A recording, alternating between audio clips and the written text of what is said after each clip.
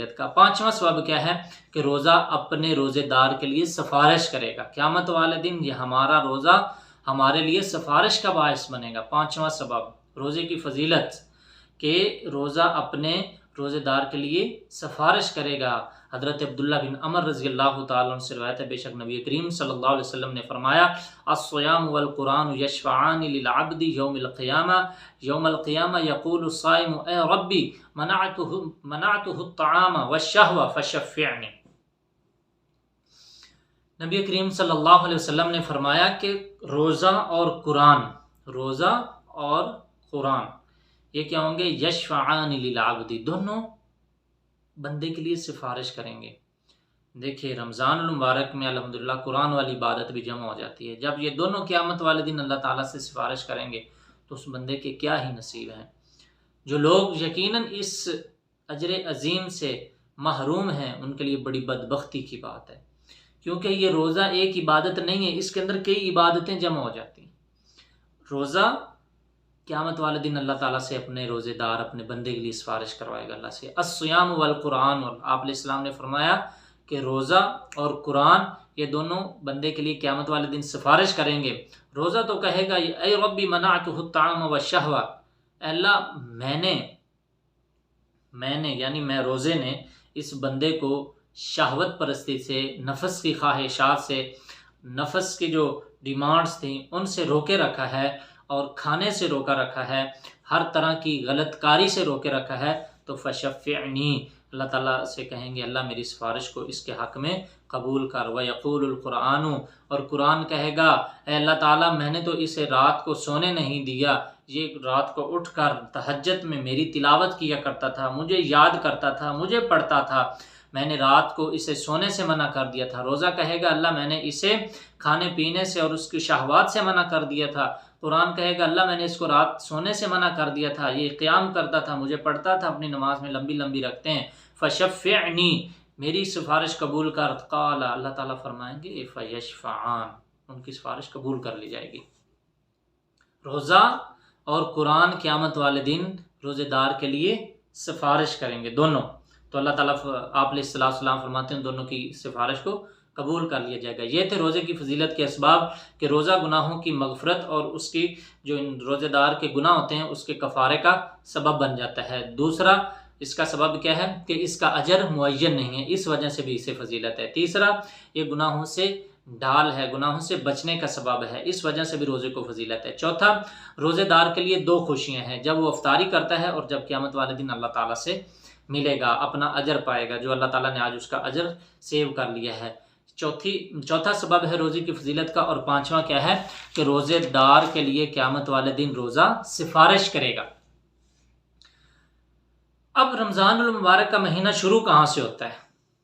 اب اگلا کویسچن آ گیا، رمضان المبارک کا مہینہ شروع کب اور کہاں سے ہوتا ہے؟ فمن شہد منکم الشہر فلیصمہ، اللہ تعالیٰ نے سورہ بقرہ میں فرمایا کہ جس بندے کی زندگی میں رمضان المبارک آ جائے وہ رمضان المبارک کے روزے ضرور رکھے. لیکن اب رمضان شروع کہاں سے ہوتا ہے، کب ہوتا ہے؟ رمضان کا مہینہ کب شروع ہوتا ہے اس کی حدیث میں دلیل موجود ہے. صحیح بخاری میں ہے کہ نبی کریم صلی اللہ علیہ وسلم نے فرمایا اذا رأیتم الہلال فصوموا، جب تم چاند کو دیکھو تو روزہ رکھو. اب ہلال کسے کہتے ہیں؟ ہلال کہتے ہیں یکم سے لے کر 6 یا 7 تاریخ کے چاند کو ہلال کہتے ہیں. ہلال کا مطلب لغوی معنی یہ بھی ہوتا ہے کہ مشہور ہو جانا، جس کے بارے میں چرچا ہو جائے. قرآن مجید میں اللہ تعالیٰ نے فرمایا نا وما اہل انما حرم علیکم المیتۃ والدم ولحم الخنزیر وما اہل بہ لغیر اللہ، یعنی اللہ تعالیٰ فرماتے ہیں کہ تمہارے اوپر مردار، خنزیر کا گوشت، خون اور وما اہل بہ لغیر اللہ، جو غیر اللہ کے نام پر چیز ہو جائے وہ حرام قرار دی گئی. یہ ساری چیزیں کیا ہیں؟ حرام ہیں. اہل مطلب یعنی جو غیر اللہ کے نام پر مشہور کر دی جائے، یعنی اللہ کے علاوہ یہ فلاں کے نام کی ہے، جی یہ فلاں کے نام کی ہے، یہ 11ویں کے نام کی ہے، یہ فلاں کے نام کی ہے، تو یہ چیزیں کیا ہیں؟ حرام. اہل یعنی بات کرنے کا مقصد یہ ہے، اہل کا مطلب ہے مشہور ہو جانا اور اس کا شور ہو جانا.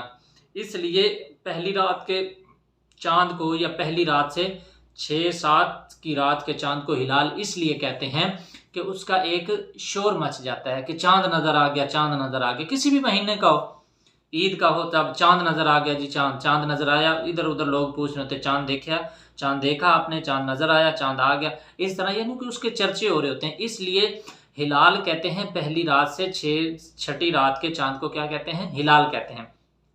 تو رمضان المبارک کا روزہ کب شروع ہوتا ہے؟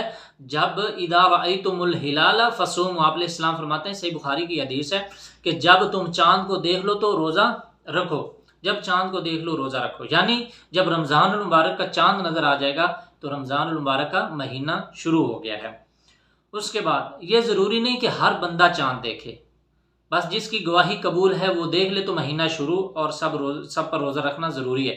یہ نہیں کہ اب ایک بندہ صبح اٹھ کر روزہ نہ رکھے اور اس سے پوچھا جائے کہ بھئی آپ نے روزہ کیوں نہیں رکھا، اور وہ کہے کہ آپ علیہ السلام نے فرمایا کہ جب تم چاند دیکھ لو پھر روزہ رکھنا، میں نے چاند دیکھا نہیں، یا باہر لوگ شور کر رہے ہیں کہ چاند نظر آ گیا اور یہ کہتا ہے کہ بھئی میں کیوں چاند دیکھوں، میں نے تو روزہ ہی نہیں رکھنا ہے، یہ بات نہیں ہے۔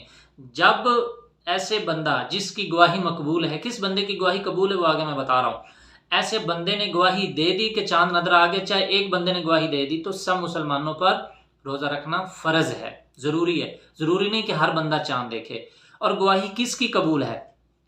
اگلا سوال کہ کس بندے کی گواہی کو قبول کیا جائے گا روزے کے معاملے، چاند کے معاملے میں؟ کسی بھی چاند کا مسئلہ ہو، عید کا ہو، روزے کا ہو، ذی الحجہ کا ہو، گواہی قبول ہونے کی شرطیں یہ ہیں کہ گواہ جو یہ آ کر گواہی دے کہ روزہ چاند میں نے دیکھ لیا ہے، کسی بھی مہینے کا چاند ہو، یہاں ہماری بات رمضان کے ریلیٹڈ ہو رہی ہے کہ کون سا ایسا بندہ، اس کے اندر کون سی صفات پائی جائیں جو آ کر کہے کہ بھئی میں نے رمضان کا چاند دیکھ لیا، روزہ شروع ہو گیا، رمضان شروع ہو گیا۔ پہلی صفت اس کی یہ کہ وہ بالغ ہونا چاہیے، بالغ مطلب جوان ہونا چاہیے، عقل مند ہونا چاہیے، یعنی اس سے مکمل شعور ہو، چھوٹا بچہ نہ ہو۔ پہلی صفت یہ ہے کہ وہ بالغ ہو۔ دوسری صفت یہ ہے کہ وہ عاقل ہونا چاہیے، دوسری صفت کہ وہ عاقل یعنی عقل مند ہونا چاہیے، یعنی عقل مند کہہ کر مجنون کو نکال دیے، یعنی پاگل کی گواہی قبول نہیں ہے۔ تیسرا وہ مسلمان ہونا چاہیے، تیسری شرط کیا ہے کہ وہ مسلمان ہو، کلمہ پڑھنے والا ہو۔ پانچویں شرط یہ کہ وہ پختہ خبر ہو، یعنی اس نے واقعتاً حقیقتاً دیکھا ہو کہ چاند نظر آیا ہے، ایسے نہیں کہ میں نے لوگوں کو کہتے سنا ہے اور لوگ آگے کہیں کہ ہم نے کسی اور سے سنا ہے، وہ کہیں میں نے کسی اور سے سنا، نہیں۔ جو بندہ آ کر کہے کہ بھئی میں نے چاند دیکھا ہے اور واقعتاً اس نے دیکھا ہو، وہ کسی کی بات پر بات نہ کر رہا ہو، تو ایسے بندے کی گواہی قبول ہوتی ہے۔ اور اس کے علاوہ وہ بندہ سچ بولنے والا، یعنی معاشرے میں جو اس کا نام ہے وہ سچا ہونا چاہیے، ایک نیک سیرت انسان ہونا چاہیے، جھوٹا نہیں ہونا چاہیے جس کو اس بندے کہہ سکتے ہیں کہ یہ تو بہت جھوٹا انسان ہے، اس کی کیا بات ہے، یعنی وہ اکثر مذاق بھی لوگ کرتے رہتے ہیں نا، ایسے بندوں کے اعتبار نہیں کیا جاتا ہے۔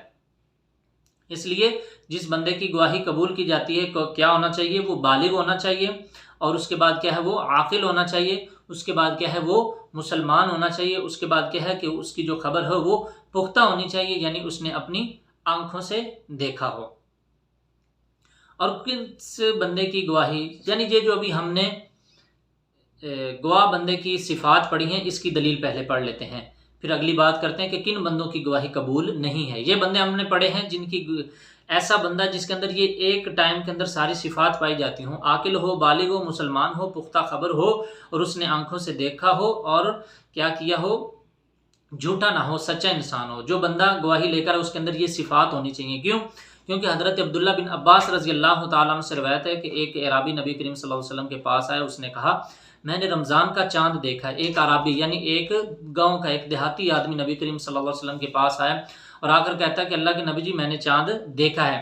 تو آپ علیہ السلام نے فرمایا اتشہد اللہ الہ الا اللہ، کیا تو گواہی دیتا ہے کہ اللہ کے علاوہ کوئی معبود نہیں ہے، یعنی تو کلمہ پڑھتا ہے؟ قال نعم، اس عرابی نے کہا جی اللہ کے نبی جی بالکل۔ آپ علیہ السلام نے فرمایا اتشہد ان محمد الرسول اللہ، کیا تو اس بات کی بھی گواہی دیتا ہے کہ ان محمد الرسول اللہ، کہ محمد صلی اللہ علیہ وسلم اللہ تعالیٰ کے رسول ہیں، پیغمبر ہیں؟ قال ہم جی بالکل۔ قال آپ علیہ السلام نے فرمایا یا بلال، اے بلال اذن فی الناس فلیصوموا غدا، ٹھیک ہے بندہ ایماندار لگ رہا ہے، بندہ مسلمان ہے، بندہ ٹھیک ہے، لوگوں میں اعلان کر دو کل روزہ رکھیں۔ یعنی اس حدیث سے کیا سبق ملتا ہے کہ جو بندہ گواہی دینے والا ہو وہ عقل مند ہونا چاہیے، بالغ ہونا چاہیے، مسلمان ہونا چاہیے۔ دیکھا جیسے ہی اس نے آ کر کہا اللہ کے نبی جی میں نے رمضان المبارک کا چاند دیکھا ہے تو آپ علیہ السلام نے اس میں دو چیزیں پوچھی ہیں، کیا تو گواہی دیتا ہے کہ اللہ کے علاوہ کوئی معبود نہیں، کیا تو کلمہ پڑھتا ہے، دوسرا کہ اب تو اس بات کی گواہی دیتا ہے کہ محمد صلی اللہ علیہ وسلم اللہ تعالیٰ کے رسول ہیں۔ جب اس نے دونوں چیزوں کے اقرار کر لیا کہ جی بالکل، پھر آپ علیہ السلام نے حضرت بلال سے کہا کہ ٹھیک ہے آپ لوگوں میں اعلان کر دیں کہ کل روزہ ہے۔ یہ سنن ابی داؤد اور سنن نسائی میں حدیث موجود ہے۔ اور کس شخص کی گواہی مردود ہے، یعنی کس شخص کی گواہی کو رد کیا جائے گا، نہیں مانا جائے گا؟ بچے کی گواہی کو، چھوٹا بچہ یعنی جو بالکل اسے اتنی سمجھ نہیں ہے، اور دوسرا پاگل شخص یعنی جو مینٹل ہے، جسے مینٹلی پرابلم ہے، جس کا دماغ نہیں ہے، کام نہیں کرتا ہے، تیسرا یعنی جو کافر ہے، چوتھا جھوٹا شخص ہوتا ہے، پانچواں کمزور نظر والا، جس کی نظر ذرا کمزور ہے، ویک ہے، اسے نہیں پتہ ہے، اسے کچھ تھوڑی یعنی دور اس کی نظر نہیں جاتی، اسے دھندلا دھندلا نظر آ جاتا ہے، تو اب اس کی بات کی کیا ہم حقیقت سمجھے کہ اسے چاند نظر آئے یا نہیں آئے؟ ان بندوں کی گواہی جو ہے وہ مردود ہے، یعنی ایک بندے کے اندر یہ صفات پائی جاتی ہیں، یعنی وہ جھوٹا بھی ہے، کمزور نظر بھی ہے، کافر بھی ہے اور پاگل بھی ہے، تو ایسے بندے کی رمضان مبارک کے چاند دیکھنے کی گواہی قبول نہیں ہے۔ ایک بندہ ہی اگر آ کر گواہی دے دیتا ہے کہ چاند میں نے دیکھ لیا تو اس کی گواہی کو قبول کیا جائے گا، کیونکہ حضرت عبداللہ بن عمر رضی اللہ تعالیٰ عنہ فرماتے ہیں کہ ترا الناس الہلال، کہ لوگ چاند دیکھنے میں مصروف تھے لیکن انہیں نظر نہیں آیا، فاخبرت النبی صلی اللہ علیہ وسلم انی رأیتہ، کہ میں نے اللہ کے نبی جی چاند دیکھا ہے، تو فصام، آپ علیہ السلام نے روزہ رکھا، وامر الناس بصیامہ، اور بلکہ لوگوں کو بھی حکم دیا۔ یہ سنن ابی داؤد کی حدیث ہے۔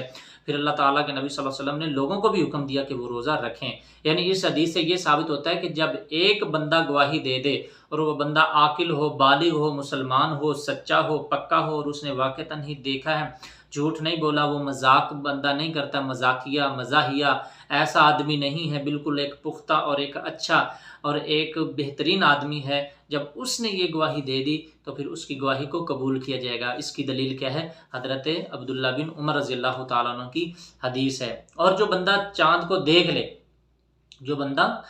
دیکھ لے، پھر اس کے ذمے کیا ہے کہ وہ اس پر ضروری ہو جاتا ہے کہ وہ حکومت کو اس کے بارے میں اطلاع کرے، میڈیا پر، جو آج کے دور کی بات کر رہا ہوں، میڈیا پر اطلاع دے کہ میں نے چاند دیکھا ہے، اور واقعتاً ہی اس نے دیکھا، وہ جھوٹ نہ بولے، تو اس پر یہ ضروری ہو جاتا ہے، لازمی ہو جاتا ہے، جس حد تک، جس قدر ہو سکے وہ اپنی خبر کو پھیلائے تاکہ زیادہ سے زیادہ لوگوں تک یہ بات پہنچے اور وہ روزہ رکھیں۔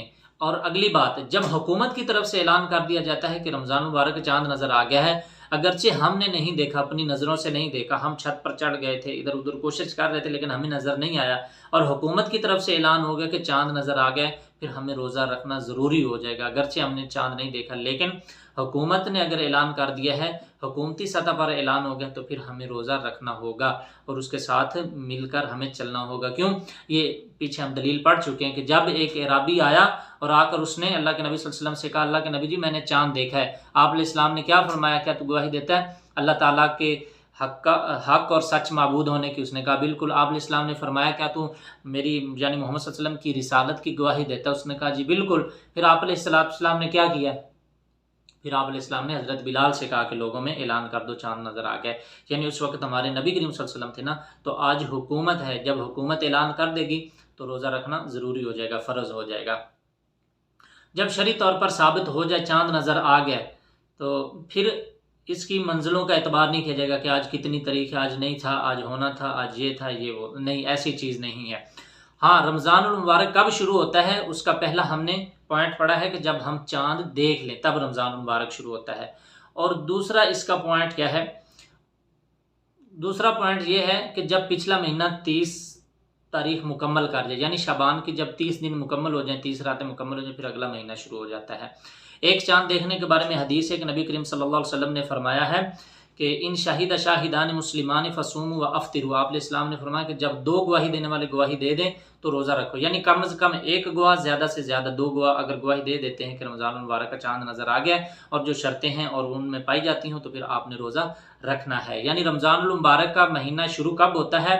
اس کی دو علامتیں ہیں، پہلی کیا ہے کہ چاند نظر آ جائے، دوسرا سبب کیا ہے، دوسری علامت کیا ہے کہ جب شعبان کا مہینہ یعنی رمضان سے پہلا مہینہ جو ہے وہ شعبان کا ہے، وہ اپنی 30 راتیں مکمل کر جائے، تو پھر اگر آپ کو رمضان مبارک کا چاند نظر آ گیا تو بھی ٹھیک ہے، اگر نہیں نظر آیا، حکومتی سطح پر کسی بھی سطح پر اگر آپ کو رمضان کا چاند نہیں نظر آیا، پھر بھی آپ نے روزہ رکھنا ہے۔ کیوں؟ کیونکہ عربی مہینہ جو ہوتا ہے وہ 30 سے زیادہ نہیں ہوتا، یعنی قمری مہینہ جو چاند کے 7 مہینے شروع ہوتے ہیں وہ 30 سے زائد نہیں ہوتے۔ اب شعبان 30 راتیں مکمل کر چکا ہے، اس کا مطلب یہ ہے کہ آٹومیٹکلی اگلا مہینہ شروع ہو چکا ہے۔ یہ تھا وہ پوائنٹ جس کا لکھا تھا کہ رمضان المبارک کا روزہ چاند دیکھے بنا رکھا جا سکتا ہے، مگر کب؟ جب شعبان کا مہینہ اپنی 30 راتیں کمپلیٹ کر لے، اس کے بعد آگے رمضان آٹومیٹکلی شروع ہو گیا، چاہے آپ اس کا چاند دیکھ سکیں یا نہ دیکھ سکیں، کیونکہ کم از کم یہ قمری مہینہ جو ہوتا ہے یہ 29 راتوں کا ہوتا ہے، اور جو زیادہ سے زیادہ ہوتا ہے وہ 30 راتوں کا ہوتا ہے۔ نبی کریم صلی اللہ علیہ وسلم نے فرمایا ہے صوموا لرؤیتہ وافطروا لرؤیتہ، آپ علیہ السلام نے فرمایا، اس کی دلیل موجود ہے، یہ صحیح بخاری کتاب الصیام میں موجود ہے، آپ علیہ السلام نے فرمایا کہ چاند دیکھ کر روزہ رکھو، وافطروا لرؤیتہ، اور چاند کو دیکھ کر روزہ افطار کرو۔ ہاں فإن غمی علیکم الشہر فعدوا 30، اگر آپ پر چاند جو ہے وہ چھپ جائے، یعنی بادل بن گئے ہیں، بارش کا موسم ہے یا کچھ آندھی آ گئی ہے، یعنی اس طرح اگر چاند آپ پر غم ہو گیا ہے تو پھر آپ کیا کریں؟ فعدوا 30، پھر آپ علیہ السلام نے فرمایا ہے کہ 3 راتیں جو ہیں وہ 30 راتیں یعنی رمضان جو شعبان کا مہینہ ہے اس کی 30 راتیں کمپلیٹ کرو، اور پھر اپنا رمضان المبارک کا روزہ رکھو۔ یعنی کیا مطلب اس کا؟ جب 29ویں رات ہے شعبان کی، کیونکہ اکثر ہمارے 29 کو چاند دیکھنا شروع کر دیتے ہیں نا، قمری مہینہ 29 کا بھی ہوتا ہے بعض کا، 29 کی رات آپ چاند دیکھتے رہے ہیں، اور کچھ ایسا موسم ہے کہ چاند نہ دیکھنے کے چانسز زیادہ ہیں، کیوں؟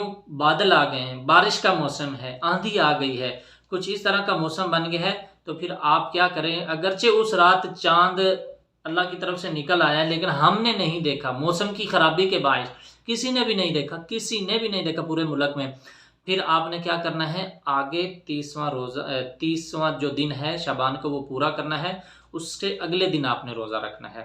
اگر آپ کو شعبان کی 29 دن کے بعد چاند نظر نہیں آیا موسم کی خرابی کے باعث، پھر آپ نے وہ روزہ نہیں رکھنا، کیونکہ شک والے دن روزہ نہیں رکھنا، کیونکہ حضرت عمار بن یاسر رضی اللہ تعالیٰ عنہ فرماتے ہیں جس نے شک والے دن من صام الذی یشک فیہ فقد عصی ابا القاسم، جس نے شک والے دن روزہ رکھا، شک والے دن مطلب چاند نظر نہیں آیا، اب آپ کہتے ہیں پتہ نہیں اپنے جو ہے اندازے لگاتے